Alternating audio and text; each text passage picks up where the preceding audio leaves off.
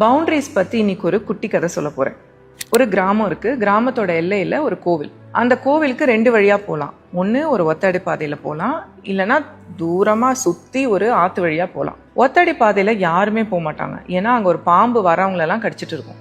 அந்த ஊருக்கு ஒரு சாது வராரு. சாது வந்துட்டு அந்த ஒத்தடி பாதை வழியாக போகும்போது ஊர் மக்கள்லாம் தடுக்கிறாங்க. ஐயா இப்படி போகாதீங்க, அங்கே ஒரு பாம்பு கடிக்கும், நீங்கள் அதனால் சுற்றி ஆற்று வழியாக போங்கன்னு சொல்லும்போது இவர் சிரிச்சுட்டு அந்த ஒத்தடி பாதையிலே நடக்க ஆரம்பிச்சிருப்பாரு. அந்த பாம்பு ஆக்சுவலி யாரும் ஆள் நடமாட்டம் இல்லாததுனால கொஞ்சம் லோன்லியாக இருக்கும். திடீர்னு ஒரு மனுஷன் வரவே அதுக்கு சந்தோஷமாயிடும். இந்த சாது கிட்ட வருது, ஐயா ஏன் யாரும் இந்த பக்கம் வர மாட்டேங்கிறாங்க, ரொம்ப தனிமையாக இருக்கீன்னு எனக்கு இருக்குது அப்படின்னு சொல்லுதான்.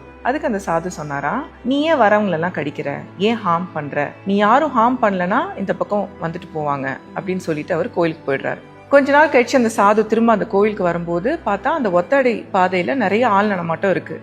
பரவாயில்லையே, நம்ம சொன்னதை